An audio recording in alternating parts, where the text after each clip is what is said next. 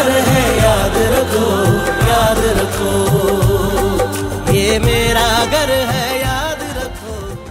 अस्सलाम वालेकुम नाज़रीन, मैं हूं सलवा स्नैन और आप देख रहे हैं सूर्या न्यूज़ HD। आइए नजर डालते हैं आज की अहम खबरों पर।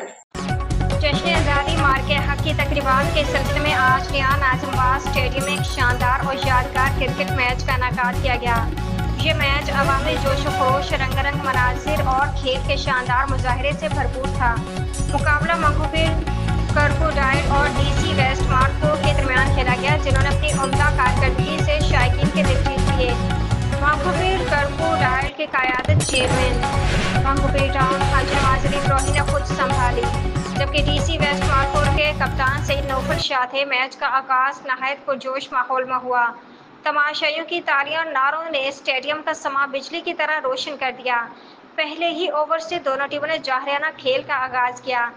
DC वेस्ट मार्कोर के बाउलर्स ने इब्तिदा में सख्त दबाव डाला, लेकिन चेयरमैन हाजी नवाज अली इब्राहिम ने शानदार बैटिंग का मुजाहरा करते अपनी टीम को मजबूत पोजीशन में पहुंचा दिया।